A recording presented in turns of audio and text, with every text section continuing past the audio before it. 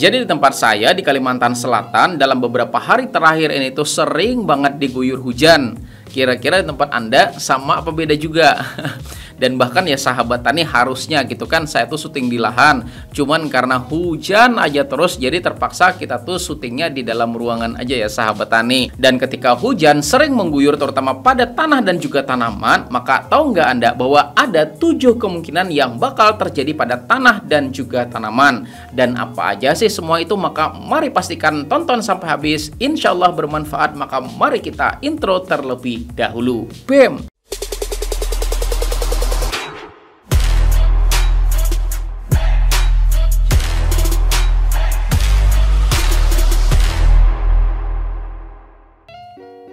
Sahabat tani, hujan adalah fenomena alam di mana air turun dari langit dalam bentuk tetesan. Hujan terjadi karena proses pendinginan pada awan yang awalnya terbentuk dari uap hasil penguapan air. Dan fenomena ini disebut dengan istilah evaporasi. Serta disebabkan juga adanya penguapan air pada tumbuhan dan proses ini disebut juga dengan transpirasi. Ketika uap air itu naik ke atmosfer, selanjutnya mengalami proses pendinginan dan juga kondensasi yang kemudian berubah menjadi butiran air kecil-kecil yang kemudian berkumpul membentuk namanya awan. Dan ketika butiran air dalam awan itu telah mencapai pada ukuran tertentunya dan gak bisa lagi ditahan oleh udara, maka gaya tarik gravitasi bumi ya sahabat tani kemudian menariknya turun sehingga fenomena tersebut dikenal dengan istilah tetesan hujan. Nah, ketika hujan mengguyur pada tanaman kita, maka tanaman pasti bakalan mendapatkan asupan air. Dan ternyata ketika hujan yang terjadi justru berlebihan, maka ada 7 hal yang kemungkinan bakalan terjadi pada tanaman dan juga tanah pertanian kita. Sehingga semua itu perlu kita waspadain. Dan apa aja sih semua itu? Maka mari kita mulai dengan yang pertama, yaitu ketika hujan mengguyur tanaman kita dengan intensitas yang besar, maka bakalan meningkatkan kelembapan pada lahan pertanian kita. Dan kelembapan yang tinggi ya sahabat tani dapat meningkatkan populasi patogen penyebab penyakit. Dan patogen penyebab penyakit itu seperti penyakit yang menyerang pada perakaran tanaman, kemudian menyerang batang atau disebut juga dengan busuk batang, kemudian busuk ranting, busuk daun sampai dengan pembusukan pada buah tanaman. Maka dari itu sebagai langkah dalam antisipasinya, pastikan ya sahabat tani saluran airnya tuh lancar. Dan pastikan juga ya sahabat tani air tidak sampai merendam pada bagian perakaran tanaman kita. Dan sebagai langkah antisipasinya lagi, bisa juga diproteksi dengan menggunakan agen hayati seperti trichoderma dan juga bacillus pada bagian perakaran tanaman kita. Dan juga penggunaan pestisida pada bagian batang, ranting, dan juga daun tanaman. Baik itu pestisida organik yang video tutorialnya sudah saya buatkan pada video yang ini, atau fungisida sintetis juga bisa ya sahabat tani. Dan penjelasan fungisida pengendali busuk akar, busuk batang, busuk ranting, sama penyakit antraknosa juga sudah saya buatkan videonya ya sahabat tani. Silahkan tonton pada video yang ini, oke? Nah, kedua, ketika air mengguyur tanaman kita dan kemudian merendam pada bagian perakaran tanaman kita walau sesaat ya sahabat tani, maka yang terjadi adalah bagian perakaran tanaman kita bakalan mengalami kondisi kekurangan oksigen. Dan fenomena ini disebut dengan istilah hipoksia. Dan kekurangan oksigen ini ya sahabat tani kemudian menyebabkan terjadinya pembusukan pada bagian perakaran tanaman.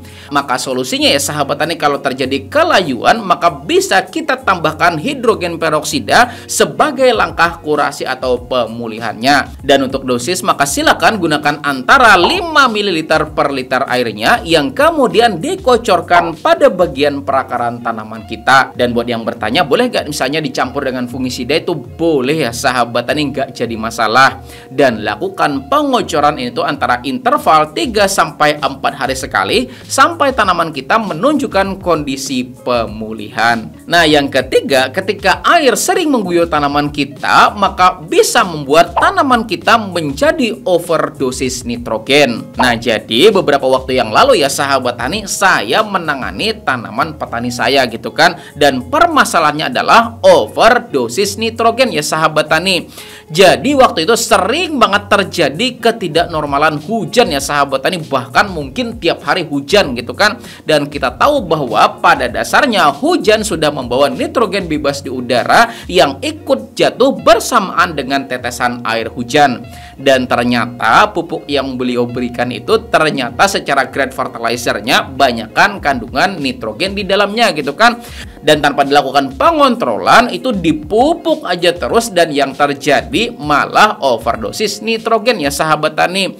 Dan bahkan kita ukur menggunakan alat namanya BWD ya sahabat tani, itu masuk kategori hijau pekat gitu kan. Dan kalau dipegang daunnya tuh keras ya sahabat tani. Nah, kalau sudah terjadi yang seperti itu, maka solusi yang kita berikan ya sahabat tani, pertama, maka pemupukan nitrogennya itu harus kita hentikan. Dan yang kedua ya sahabat tani, kita fokus aja pemupukan yang ada kandungan kalsiumnya. Dan alhamdulillah ya sahabat tani, setelah 3-4 minggu kemudian, maka daun tanaman sudah berkurang kehijauannya menjadi hijau normal dan juga sehat ya sahabat tani. Dan pada akhirnya bisa berproduksi dengan baik, menghasilkan panen untuk petani tersebut. Artinya nih, sebelum kita melakukan pemupukan, maka sebaiknya lakukan pengontrolan terlebih dahulu, terutama pada bagian daun tanaman.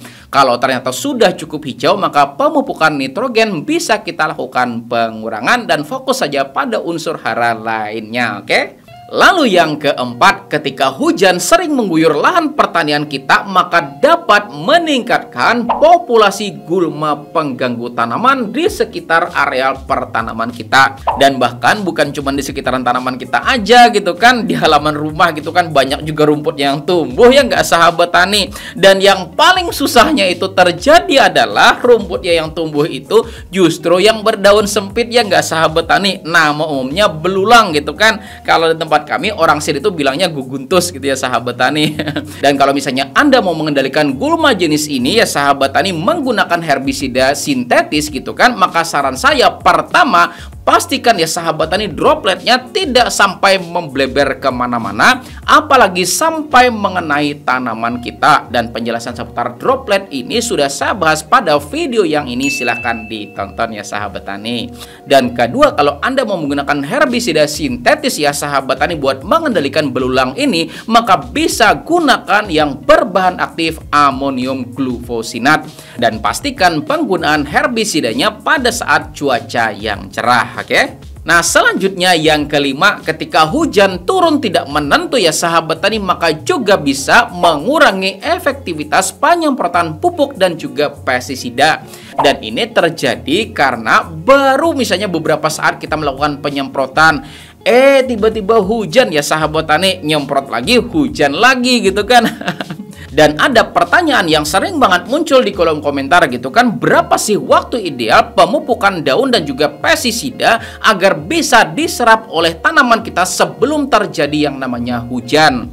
Nah, maka ini ya sahabat tani, saya kumpulkan data terkait dengan penyerapan aplikasi pada tanaman kita. Set. Nah, pertama, ketika hujan turun dalam waktu kurang dari 2 jam setelah aplikasi, maka ada kemungkinan baik pupuk daun dan juga pestisida sistemik itu belum sepenuhnya terserap oleh tanaman kita. Kemudian yang kedua, kalau misalnya nih hujan ternyata turun setelah 2-3 jam setelah aplikasi, maka sebagian besar pupuk maupun pestisida sistemiknya sudah masuk ke dalam jaringan tanaman. Tetapi ya sahabat tani, memang masih ada sebagian yang masih bisa terbawa oleh air hujan gitu kan. Dan yang ketiga, ketika hujan turun setelah 3-5 jam kemudian, maka hampir bisa dipastikan semuanya sudah terserap oleh tanaman kita. Maka artinya ya sahabat tani, ketika kita mau melakukan aplikasi penyemprotan baik itu pupuk daun dan juga pestisida, sebaiknya kita pertimbangkan faktor cuacanya biar penyemprotan yang kita lakukan tidak berakhir dengan kesia-siaan. Oke? Nah, selanjutnya dampak fatal yang keenam, ketika tanah dan juga tanaman kita tuh sering diguyur sama air hujan, maka bisa berdampak sama penurunan pH tanah.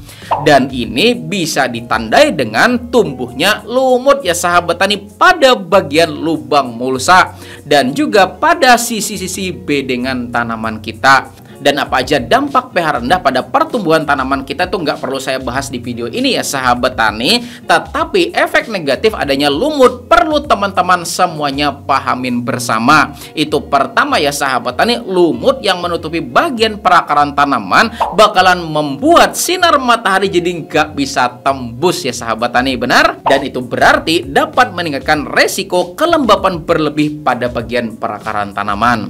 Kemudian yang kedua ya sahabat tani, lumut juga bisa mengurangi sirkulasi oksigen. Dan yang ketiga ya sahabat tani, lumut juga bisa ikut makan pupuk yang kita berikan pada tanaman.